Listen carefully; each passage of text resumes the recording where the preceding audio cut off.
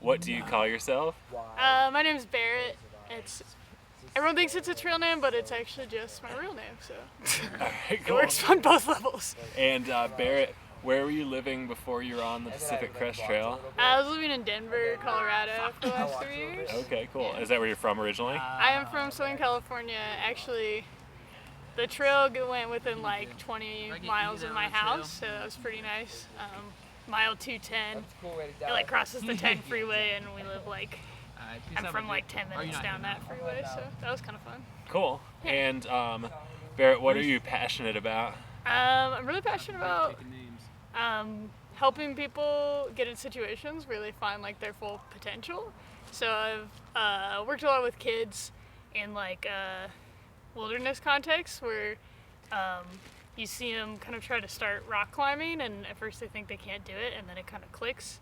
And same with, I think, through hiking and backpacking in general, they're kind of like misfit sports a little bit, or like the nerd sport. Like climbing is like a puzzle, and I like watching people who, I feel like my whole life I grew up not thinking I was like strong or sporty at all, because I'm super uncoordinated and can't do like volleyball or basketball. And doing through hikes was the first time I was like, oh, I'm strong, and like felt like I was strong. And I've seen a lot of other people out here have kind of the same experience where it's not the typical like, it's not like a big jocks out here most of the time. It's Right. people who I think wouldn't normally be considered strong, and they're doing this like pretty incredible thing. And so Right. getting people in situations like that is something I'm really passionate about. I agree completely, by the way. I feel like I choose backpacking because it's like slow walking. I've been doing that since I was 1. Like, Yeah, give me a it's like, I basketball can or do something, and it, I'm like, yeah. what is the point? Like, kind of. But anyway, that's awesome. Yeah. And what do you think about the Pacific Crest Trail? I love it. Yeah, it's Yeah? awesome. What do you love about it? I mean, what I just mentioned, and it's funny because I'm from California, but there's such a variety of people out here. Like, I sometimes forget I'm even in like the U.S. at all, because there's so many people from so many different places, and the trail culture of just like how many people are always jumping to help the hikers, and even hikers, like none of us are carrying a lot, but are super willing to help each other with stuff, and even though we don't have a ton of stuff for ourselves, and I don't know, it's fun. It's like a good community, and it's a good challenge. I really like the mental and physical challenge of it. Right. And could you share a story from something that happened on your Pacific Crest Trail hike? Yeah. So one of my favorite days on trail was we decided to go into, was it Vermilion Mountain Valley Resort? VVR. Because we hit it right on 4th of July, so we were like, okay, well, let's go see if they have something. Yeah. So they didn't really have something in the resort, but they were like, there's a parade in the next town. So we go out and we're trying to hitchhike, and it's like this dirt road, and like no one's coming by. But we finally got picked up by these like open air Jeeps with like no roof and no doors. So super fun.